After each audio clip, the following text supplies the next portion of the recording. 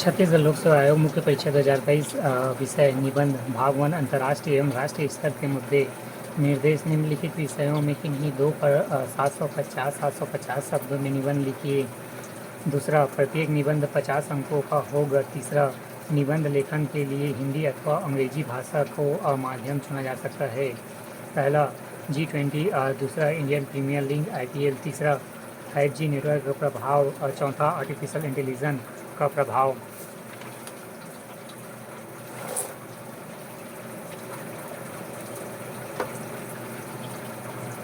G20 वसुधैव कुटुंबकम, एक पृथ्वी एक कुटुंब एक भविष्य।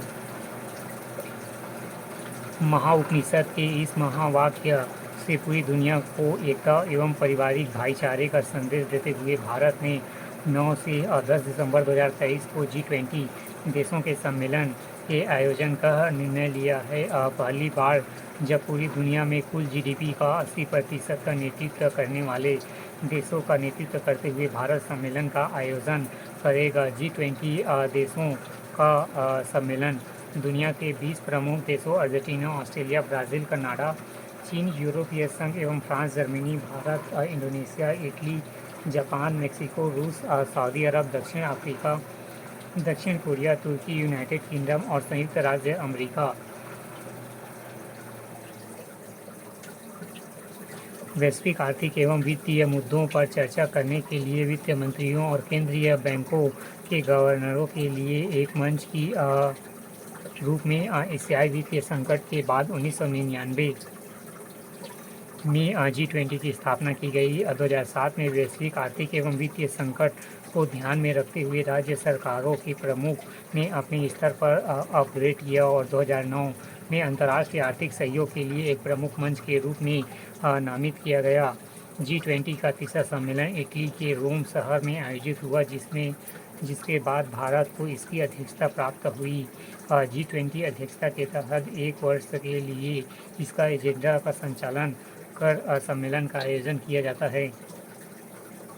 G20 में दो समांतर ट्रैक होते हैं, वित्तीय ट्रैक और शेरपा ट्रैक। वित्तीय मंत्री एवं सेंट्रल बैंक के गवर्नर वित्तीय ट्रैक का नेतृत्व करते हैं, जबकि शेरपा ट्रैक का नेतृत्व शेरपा करते हैं। शेरपा पक्ष की ओर से सम्मेलन प्रक्रिया का समन्वय सदस्य देशों के शेरपाओं द्वारा किया जाता है, जो नेताओं के निजी प्रतिनिधित्व होते हैं। वित्तीय ट्रैक का नेतृत्व सदस्य देशों के वित्तीय मंत्री एवं सेंट्रल बैंक गवर्नर कहते हैं। दो ट्रैक के भीतर विषयगत रूप में उन्मुख कार्य समूह है, जिनमें सदस्यों के संबंधित मंत्रालय के साथ आमंत्रित अतिथि देशों और विभिन्न अंतर्राष्ट्रीय संगठनों के प्रतिनिधि भाग लेते हैं। ये कार्य समूह प्रत्येक अध्यक्षता के पूरे कार्यकाल में नियमित बैठकें करते हैं। शेरपा वर्ष के दौरान हुए वार्ता का पर्यवेक्षण करते हैं। शिखर सम्मेलन के लिए एजेंडा एवं आइटम पर चर्चा करते हुए सम्मेलन G20 के मूल कार्य का समन्वय करते हैं। कार्यक्रम की रूपरेखा: पहला, G20 एवं भारत के प्रेसिडेंसों G20 development working group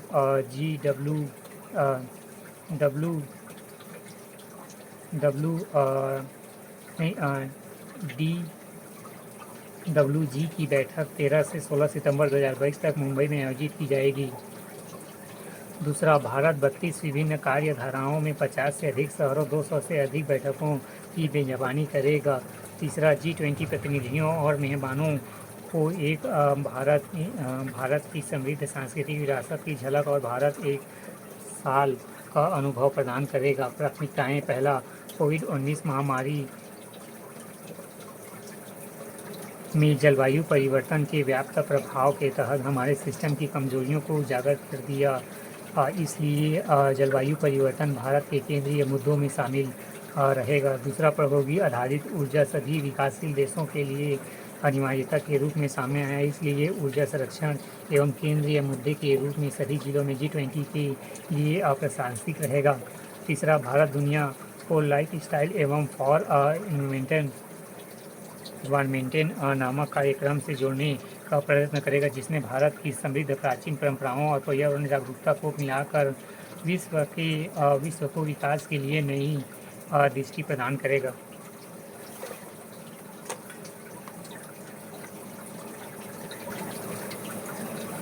Bharat को लाभ। इस सम्मेलन से भारत को दुनिया में समकक्ष ब्रांड इंडिया की छवि को मजबूत बनाने का मौका मिलेगा।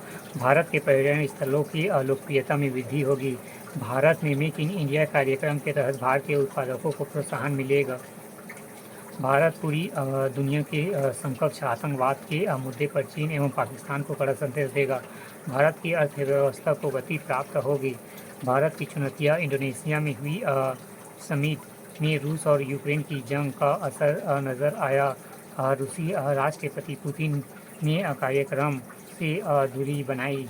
ऐसे में भारत में होने वाली समिट में पुतिन को शामिल करना भी चुनौतियों से कम नहीं होगा। हालांकि भारत से रूस के रिश्ते बेहतर रहे।